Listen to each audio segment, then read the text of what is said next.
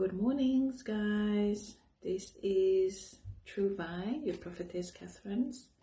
So this morning I will be delivering to you the Lord prophetic verse through a video.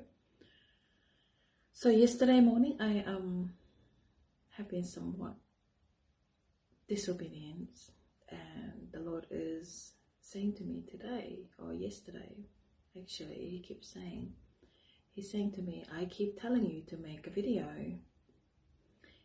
You need to make a video. So I will be delivering this message through a video rather than an audio one, okay? And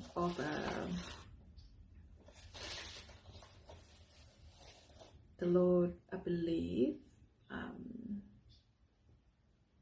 these are verse of Genesis 20. So we're going to get into it, okay? So in Genesis 20, speaking of Abraham, the great father of many nations. So have you ever been in a situation where it was to do or die situation? We all have. And think of this video as we're just discussing this topic, okay? In a situation where we, at some point in life, we face with a situation where we're going to do or die. A self-survival mode, being switched on just to keep ourselves safe and survive in certain situation in life that we may come to face. So to stay alive, example, a moment of peer pressure, society pressure, and expectation from people to live by that they have set for us. Then unspoken protocol in certain places that we have to live by.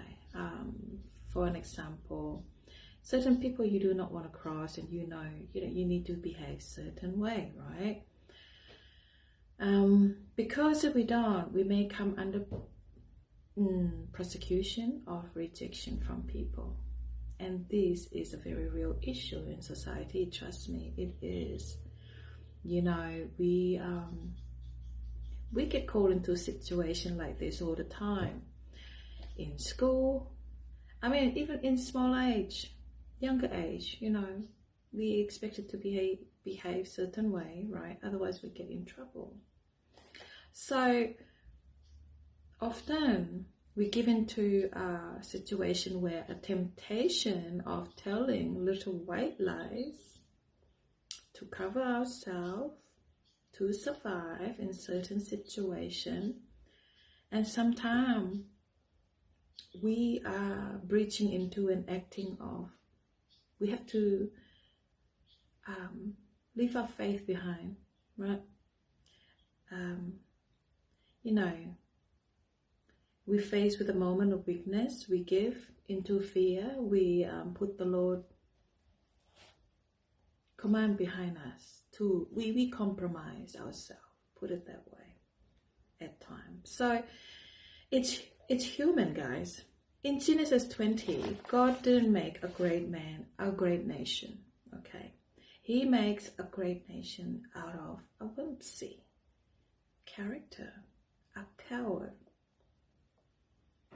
Yes, that sounds very harsh, but that's what it was looking like when we read Genesis 20.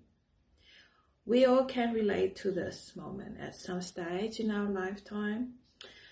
A moment of do or die, self-survival mode. We blend in. We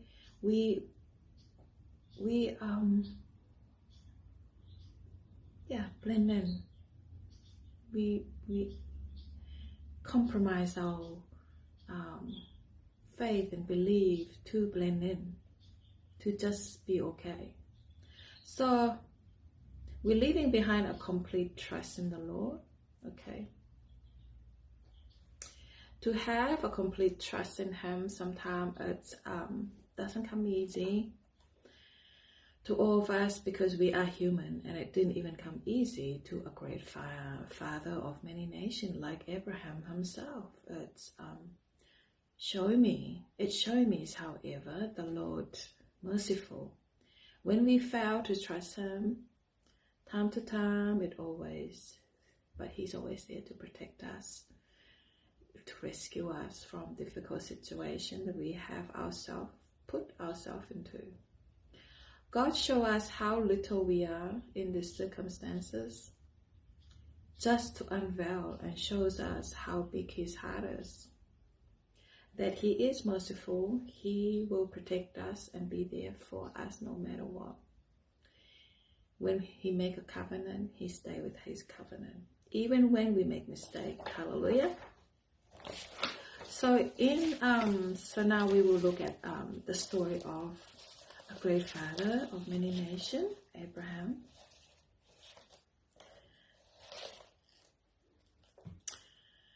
So who is Abimelech?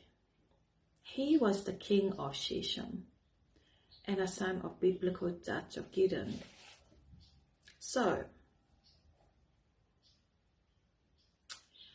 when Abraham and Sarah enter into this new land,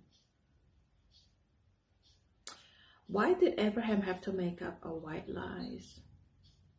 Why Abraham tell people that his wife Sarah is his sister, and even ask her to tell them that he is her brother, which in a way she was,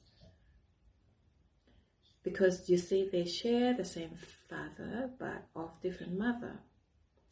However, hear me out, in those days intermarriage was actually a thing, okay, to keep the lineage, bloodline pure.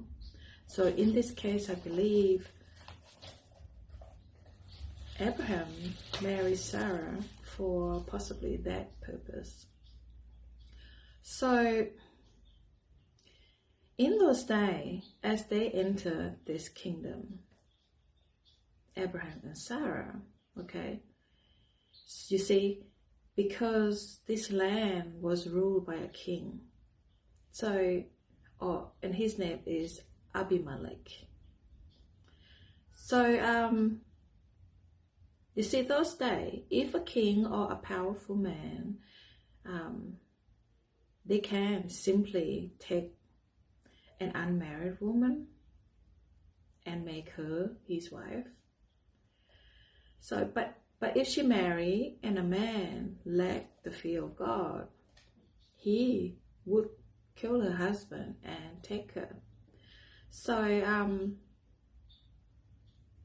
you can kind of understand Abraham why he make up these little white lies, because he did not want to be killed by this powerful king, to take Sarah, his wife. So it seems convenient that